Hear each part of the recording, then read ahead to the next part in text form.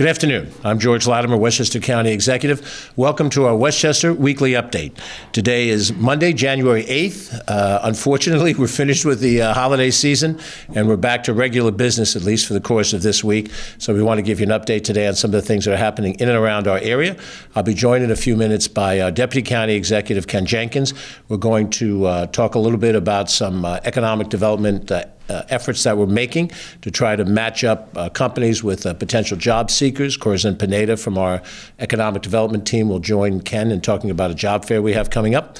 We're also going to introduce you to our new Commissioner of Planning. You've seen her up here before. She's had other responsibilities in the administration, but now Blanca Lopez is the head of our planning department, and she'll talk a little bit about some of the things happening in that area. And then as soon as I give you a quick weather update, my friend Steve Ballone, who has just completed a terrific term, 3 terms, 12 years as Suffolk County Executive, is going to be with us here to talk a little bit about his experience. And I must tell you, and I'll do this when I introduce Steve in a second, I have relied on his good wisdom over the course of my tenure as county executive. Many times things that we needed to discuss here in Westchester County, I looked to Suffolk County or my friend Laura Curran when she was county executive of Nassau County. We had conversations that helped shape some of the policies, how we got through COVID. And I'm very appreciative that Steve can visit with us here today, all the way up from Suffolk County. We see the Suffolk County pretty clearly when we're looking out of the Sound Shore, but it takes a little while to get there by land. So we're happy to have him come in with us here. Let me mention a few things relative to the weather. The weather report, we just finished a weekend where we were very concerned about the weather, the potential for high snowfall, the potential of wind and power lines that came down. And we were very fortunate that we did not get the full force of that winter storm. And since we haven't had one in a couple of years, I guess there was a little bit of snowmageddon going on where we were all particularly concerned. But at that point in time, we were at the ready, as we talked about last Friday. And I want to particularly thank the County Department of Public Works and Transportation, the County Department of Environmental Facilities, our County Police Department, known as the Department of Public Safety, also our County Department of Emergency Services, and our Department of Parks, Recreation, and Conservation. All of those departments, and in fact, everybody in county government, were at the ready. We were prepared to deal with whatever came our way. As it did affect us, we had snow in the northern part of the county, not as much as our friends north of us in the Hudson Valley got, and along the Sound Shore in southern Westchester, our results look a lot like New York City and Long Island, a little light dusting of snow and no particular problems. But it's important to understand that we're in the winter season. We're New Yorkers. We've been through winters. I've been through 70 of them. And you really have to be realistic that any particular weather event could turn into something much more severe. So to talk about preparation in advance is a smart thing to do. And as a county government working with our cities, towns, villages, state of New York, DOT, the Thruway Authority, we do everything that we can to try to be at the ready. We weren't pressed to the maximum this weekend, but there were a lot of individuals that really went out of their way. We have some internal recognition for all of those individuals from those departments I've just mentioned, the commissioners of those departments that spent extra time being available overnight when it's not always easy to be out at an office setting being prepared. So we want to thank all of them for being ready and get ready again, because now we have a weather report that says we have another storm that's forecasted to impact our area. It is expected to be a rain event rather than a snow event. However, this storm is going to be significant. We may see flooding, and it may begin with rain that will start falling tomorrow, Tuesday, late afternoon or early evening, and go through Wednesday afternoon. And we've seen this before under a number of different storms. When we get a steady downpour over an extended period of time, we get internal urban flooding and suburban flooding. The creeks and the streams that ultimately lead out to the Long Island Sound or to the Hudson River can easily become overfilled, and particularly at high tide on the Sound when the water has no place to evacuate to. So we want everybody to be prepared that this is what could be coming if we get intense rainfall of multiple inches. And if it does fall in that period of time and high tides prevent the water from draining out, we could see another one of those awful days for flooding. We're also concerned that to the extent that up county, Middle County and up county, we still have snow on the ground, that will melt with a steady rain. And so there'll be more than just the rain that falls, but there'll be the melting rain that comes from the snow. We also don't know the direction of the winds. We understand there may be wind directions that could create some coastal flooding, which we will have on the Sound Shore seashore side of our county. Now, my friend Steve Ballone, when he gets up, is laughing because we have a little coastline on the Long Island Sound. He has a big coastline on the Long Island Sound and a big coastline on the Atlantic Ocean. So perhaps the problems of Westchester seem small in comparison to Suffolk. But nonetheless, we want everybody to be prepared. And we're concerned, as we were over the weekend, that we may get wind gusts. And if we get wind gusts that go to 40, 50 miles an hour, there's always the potential of power lines being down. And once power lines come down, we have the dual problem of the electrical operations of your home do not work. You can't keep your home potentially heated. You can't have your sump pump working to clear out your basement at a time when you need those devices more than you needed them before. So we're going to be on the guard for it. We're going to have the very same departments that I've just credited for their work over the weekend ready to go again.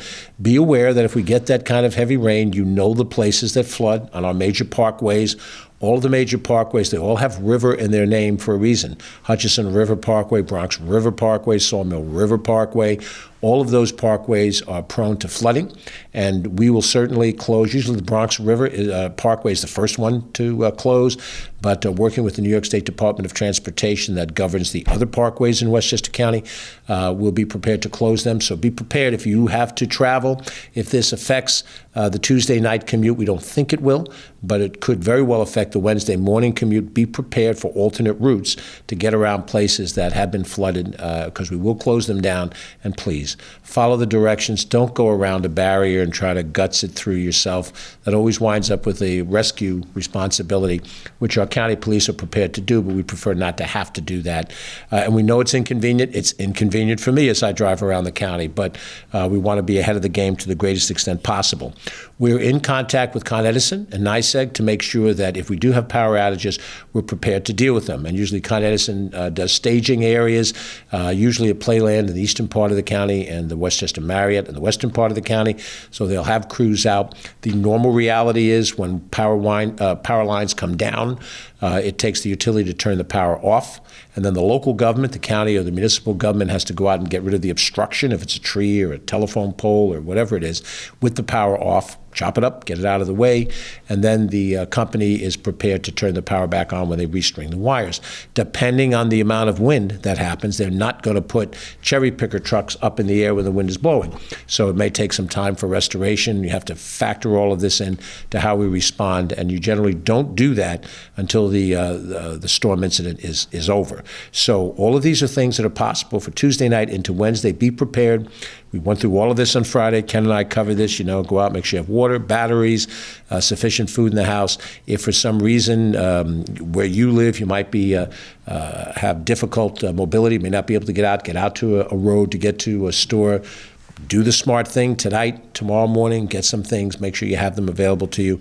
And if the worst case doesn't happen, then we'll all be just as happy as could be, and we'll get through it as we always do. But we want to make sure that you're alert to all of these different things. Our county storm management team is at the ready. We're working with the local governments, and also we work with our partner counties around us, Rockland County, Orange County, Putnam County, so that if there's anything in those bordering areas, that we're prepared to work cooperatively in all of these different things. We'll try to monitor it, and we'll get through it again. So much for the weather report. I don't know if when I'm term limited out of this office, if I have a career as a weatherman, but this is good practice. Can't hurt. The next person to come to the microphone is a friend of mine who has served as a Suffolk County executive. As I mentioned, Steve Ballone has served 3 terms, 12 years in that capacity. Prior to that, he was a town supervisor in the town of Babylon, so he's had executive experience. He has a military experience in his background, and he is a lawyer by profession.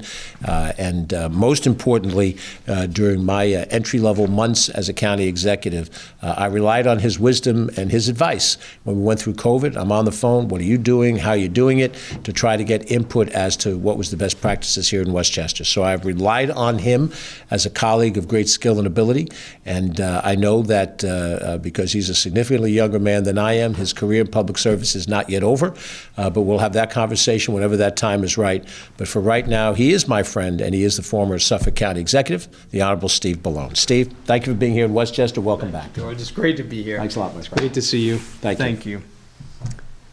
Thank you very much, County Executive. It is wonderful to be back here in Westchester County. And I have to tell you, as now a week out, being the former County Executive in Suffolk County, hearing that weather report, it certainly takes me back, having 22 years having been in charge of operating and running and managing storms like this. It is a different experience not having that responsibility, and I know you continue to do, and your team here continues to do an outstanding job on that. As far as being a weatherman, I have to say, my kids growing up, my kids are still, as you know, in high school and junior high school. They used to, when they were younger, tell their friends that I was the weatherman and all their friends believed it because every time there was a storm, they would see me on TV and they were home from school, of course. So I think you might have a shot at that weatherman job. I've been to Westchester County many times as county executive, has led this really wonderful place. And it's always great to be here because it is a special place. And I think we have shared common ground, both George and I, one in understanding that there are many things that Suffolk County and Westchester County share. They're beautiful places. Of course, they're large counties, over 1 million people. In both counties, you have a strong middle class, working class communities, all with their own unique identities, of course. You have places of wealth. You have places that are economically distressed as well. You have incredible parks and beaches, open space. So we found, I think, right from the outset, as we came to know one another, that there was so much that we had in common. And so when issues came up, we found that standing together, we had a stronger voice, whether it was in Albany or in Washington. I remember being here in White Plains and talking about the SALT tax, state and local property tax exemption, and fighting against what was happening in Washington. Then I was here when we talked about shared services and how we can collaborate together to save money for taxpayers. And of course, as the county executive mentioned, during COVID, we relied on one another. We were on the phone constantly. We were talking about what was happening here in Westchester. This, of course, is the place really in New York where it started. So we were able to watch and see how the county executive handled things here, and it was to our great benefit that we watched his leadership. And so a lot in common. We've dealt with a number of issues during my tenure in Suffolk County over the past 12 years, a number of crises. We started out dealing with Superstorm Sandy in my first year in office, and from there, a financial crisis, and we had cyber attack, and of course, COVID, multiple storms we dealt with. And as I said, we always leaned on one another for those. We tackled a major water quality crisis where we now have the largest amount of sewer infrastructure being built in Suffolk County in more than 4 decades. Economic development issues where we work to leverage the great innovation assets we have in Suffolk County, like Brookhaven National Laboratory, Stony Brook University, Cold Spring Harbor Laboratory, to help keep young people in our region. And again, with all of these, we look to our colleagues, and I've looked here to Westchester County on issues like economic development and how you have advanced them so effectively here. And I think the last thing I would say is, one of the big challenges that we face here and really nationally is a loss of faith in institutions all across the board, but that includes government. And it is an imperative that we restore that faith. And as I observed and watched from my seat in Suffolk County, what I saw here was effective, transparent, ethical governance that sought to and seeks to achieve common ground to advance things that matter to families and communities. And at the end of the day, that's what we're here for. And that's the style of governance that we've seen here, and it's why people, I think, have responded so effectively to it, and has really provided an example of how we can restore faith in government and how critical that is. So, George, my hat off to you. I want to thank you for all the help that you gave me and Suffolk County during your tenure. Your voice in the State County Association, NISAC, New York State Association of Counties, was always one of the strongest and most respected voices, and I know that continues to this day.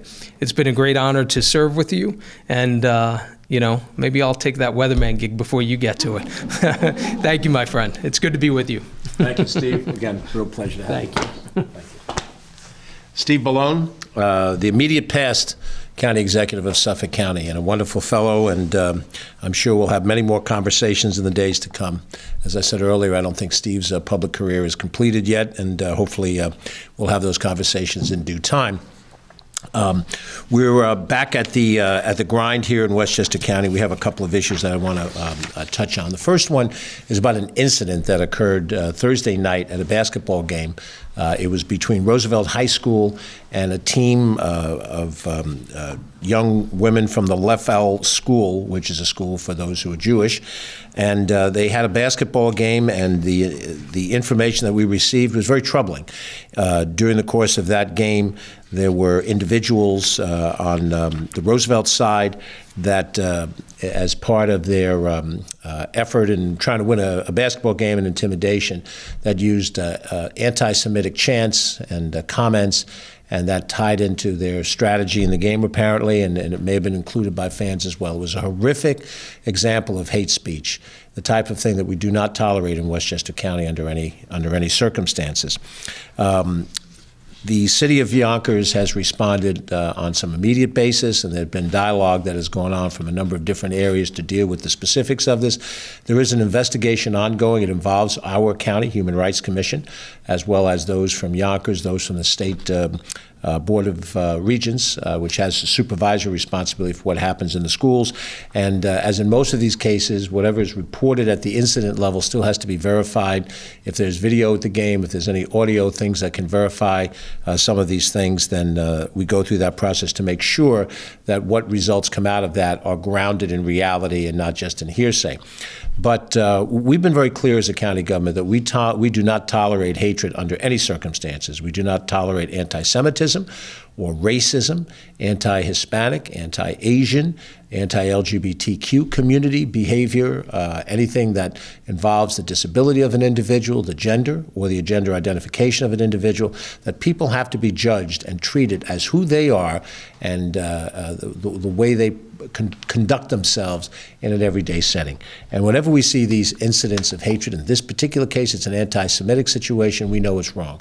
It's wrong when it's directed against the Muslim community. It's wrong when it's directed against the AfricanAmerican community. It's wrong when it's directed against the Jewish community, and that's what this incident was. As part of that process, though, we've taken some proactive steps, and we are working through our Human Rights Commission and the Westchester County Youth Bureau on a program that will open some dialogue and promote some understanding and discussion prior to the hosting of the Section 1 basketball tournament that is coming up at the end of February. You may recall last year we reestablished the Section 1 finals at the Westchester County Center. It had gone a couple of years because of COVID, and then previously not being held there. That's the traditional home, the arena that Westchester County owns and operates, just a stone's throw from where we are here in downtown White Plains. Westchester Knicks play there. Harlem Globetrotters were there on New Year's Eve era. And that hosting of the Section 1 tournament is very important, and it will gather both boys and girls high school teams from all across the region. And that region, Section 1, goes into Putnam County, Dutchess County, Orange County, Rockland County.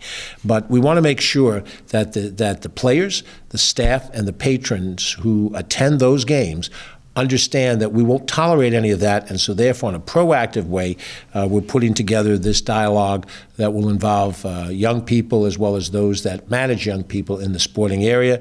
We look forward for that having an effective, positive result. We hope that as we get to the bottom of this incident, that those that have conducted themselves in an inappropriate way have the proper result come their way. And if it's a severe result, then it should be severe if what they've done is wrong. But we want to make sure that it's on the basis of a fully, properly done investigation and not just on the basis of news reports. But this is a troubling time.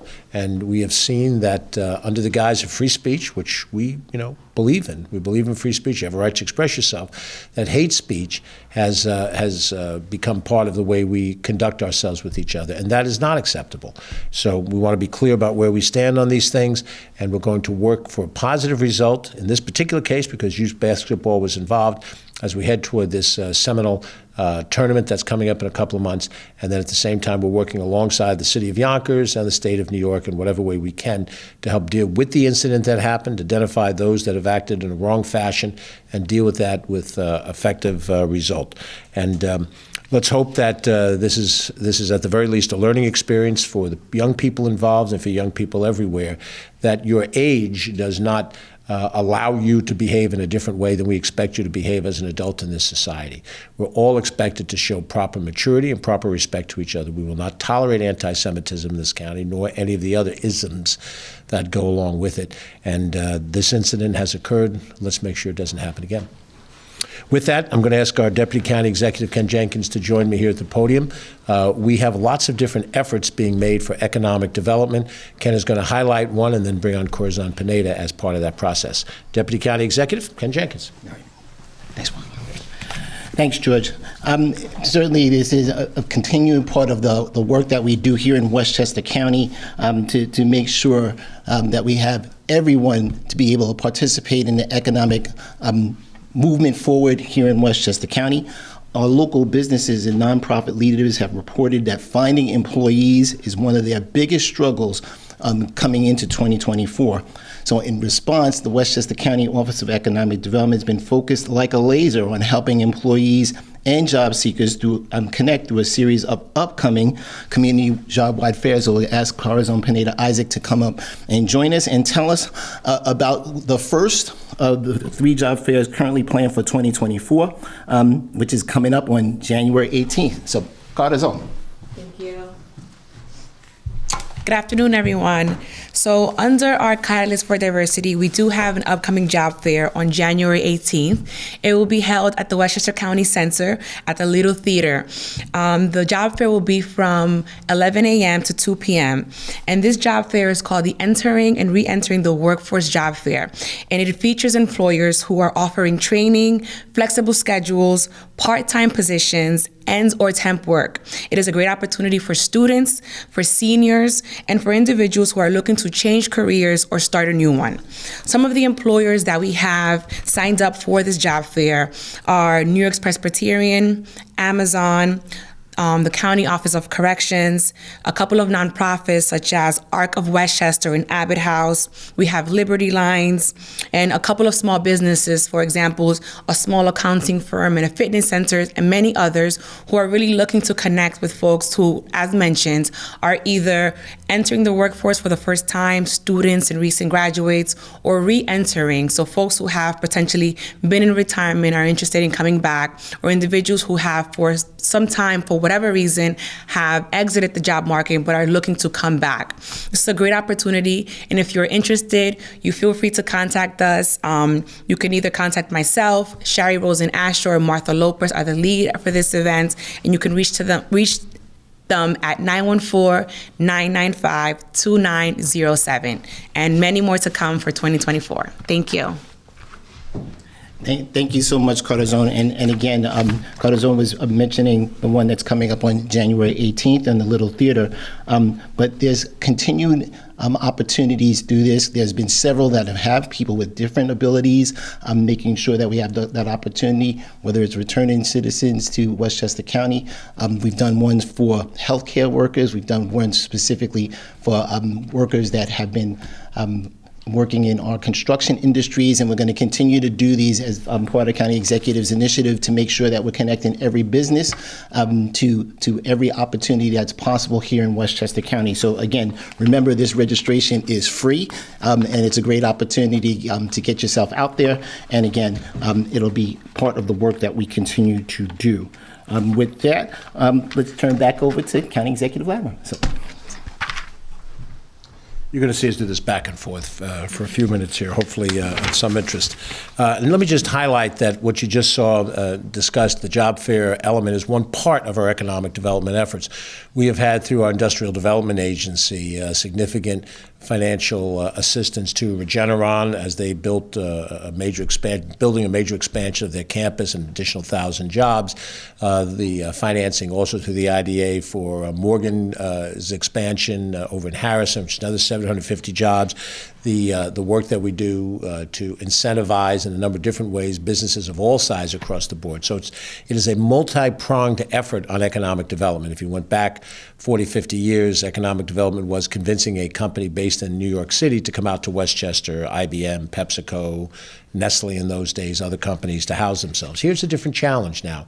We're trying to look for ways to help companies that are of small size, mid-size, thrive and grow. And in this particular place, matching up in this employment economy, the employer with the employee becomes a very important part of our economic development program. So thank you both for highlighting that, and there'll be more of those to come. Next up, I want to make sure that we introduce you to the efforts that we're making on the planning department. We have our commissioner, Blanca Lopez, who's recently been appointed. I'm going to ask her to come up here if she would, please. And we look forward to some of the work that she and her team are going to do. She's going to introduce a couple of key people as part of this process, but I think it's important to understand that I've known Blanca a long time. We have worked through a number of different assignments here during this 6 years that we've worked together. She was Assistant Director of Operations on our executive team, and she went out to serve as a Deputy Commissioner of Planning Department, now Commissioner of the Planning Department. She's a former school board member and President of the Portchester School Board, and very active in the Portchester community. We've come a long way from those offices on AD Street when we stopped by, and now here we are, and now here you are with a great opportunity. So please tell us a little bit about the plans for the Department of Planning. Thank you. Thank you, Blanca. Good afternoon, everybody. Thank you, County Executive. It is really a pleasure and honor for me to join you in this briefing for the first time as the Commissioner of the Department of Planning. First of all, I want to express my gratitude to you and to the Deputy County Executive, Ken Jenkins, for your leadership and vision to move this county forward. It has been a rewarding experience to have been a part of your administration since day one, and I thank you for selecting me to this new role. I also want to take the opportunity to thank Joan McDonald, the Director of Operations, and Emily Saltzman, the Deputy Director of Operations, for their guidance and mentorship. The support that I have received from both of them throughout the years has been life-changing, allowing me to grow and become more confident in my profession. Initially, when I first learned about moving to planning in the capacity of Deputy Commissioner, I was hesitant to do so because it would mean leaving them behind, especially Emily, who was my immediate supervisor and who I had the great fortune of working with her and learning from her every day. Thank you for helping me identify my passion and for inspiring me every step of the way. I'm truly grateful for that. As Commissioner of Planning, it is my privilege to lead a department of 35 dedicated professionals who work extremely hard on behalf of the county in a wide variety of projects and activities, guided under one clear mission, which is to create livable and sustainable communities in Westchester. Our department, especially our planners, are at the forefront of helping our communities and county evolve. So what does that mean? This means incorporating technology and acquiring software programs to modernize our website content with the launch of the 2020 Census data dashboards, incorporating public surveys to capture primary data in current and future studies, and implementing technology for the public to use, such as a much-needed upgrade to our Home Seeker program, the database that was launched over a decade ago to assist individuals and families to be able to search for affordable rental and home buyer opportunities. We also annually administer over $6 million of HUD funding through the Community Development Block Grant, the Emergency Solutions Grant, and the Home Projects for 30 municipalities that are members of the Westchester Urban County Consortium, and to the nonprofit organizations that also provide services to these communities. Funds support public infrastructure projects such as the new sidewalks to improve pedestrian safety, new playgrounds for children of all ages and needs, and activities that benefit low to moderate income residents such as child care scholarships, purchasing mobile food pantry trucks, and supporting nutrition programs for our senior centers. Our ESG funds provides grants to organizations who serve the neediest county residents, and our home funds support the development of new affordable housing within our member communities. In the spring, we will be launching our next 3-year application round for the consortium members and their nonprofits, and they will be able to apply for community development block grant funding to help them within the next following 3 years. It also means launching a highly anticipated Housing Flex Funds, which is a new source of funding to help speed up the process of building affordable housing in Westchester, and thus increasing that much-needed housing supply. And this is in addition to funding hundreds of affordable housing units units a year through our existing programs, which are the New Homes Land Acquisition Fund, as well as the Housing Implementation Fund. And last but not least, it also means to explore other modes of transit to add to the county's public transit system, such as microtransit, which is an on-demand shuttle service similar to ride-sharing services that can be effective options in areas where fixed route services are less viable. Exploring microtransit is one of the many recommendations included in the Bus Mobility and Redesign study that was finalized last year. I look forward to sharing more information about these and other activities in 2024, and we'll be reaching out to municipalities shortly to meet with their respective planning departments so that they get to know me, my staff and I. And at this point, I would like to also acknowledge and introduce my colleagues who have joined me at this briefing. We have Susan Darling, who is our new Chief Planner. Sure, please come up. Just watch out for the camera, which is that white. Craig Lader, who is our Director of Transportation Planning, and Len Grunfeld, who is the Director of Community Development. Thank you all so very much, and I look forward to working with all of you in this year. Thank you. Thanks, Blanca. Thank you. Len, Susan, Craig, it's always great seeing all of you. Thank you so much. The work that the planning department and their leadership team is going to embark on will continue to lead us forward as they partner with the municipalities in all the great programs that Blanca mentioned. So great work. Thank you so much, for coming through today. Thank you. All right, I'm turning our page. We're looking at Westchester County's African-American Advisory Board, which has launched a partnership directory. So the Westchester County African-American Advisory Board has launched the African-American Advisory Board Partnership Directory, a platform designed to foster collaboration and support within the African-American community. The directory, which is built off of the very successful model that we've had under economic development for our MWBE directory, is a searchable database for African-American owned businesses and organizations, and anyone can apply to be part of it. The African-American Advisory Board, AAAB, plays a pivotal role in developing and recommending effective policies, legislation, and services that address discrimination and promote the overall well-being of the African-American community here in Westchester. It's organized into specialized committees that focus on key issues such as economic development, education, health and human services, and housing. The AAAB actively engages with the community to understand and address their specific needs. The newly launched African American Advisory Board Partnership Directory serves as a comprehensive resource connecting businesses, individuals, and organizations committed to achieving and advancing the goals and objectives of the AAAB. This user-friendly platform allows users to explore and engage with a diverse range of partners, fostering collaboration and synergy across the various sectors. The directory is live right now and accessible to the public, and the AAAB encourages individuals, businesses, and organizations interested in supporting its mission to explore the platform and join the growing network of partners. For more information, you can contact Paula Friedman, whose information is on our screen as well, or call 914-995-2940. Or on the county website under our advisory boards, you can visit the African American Advisory Board and search for business and employment.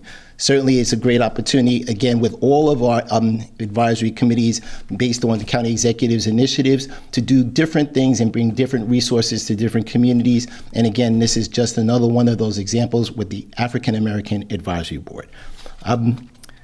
With that, we'll flip over to parks. All right, we have our parks department that has the various activities in our nationally accredited award-winning park system, which had just a tremendous tournament that happened on Saturday evening. Had to move up the late game, that was the featured game between Iona Prep and Stepanak. And Iona Prep had done a wonderful job in winning that particular game.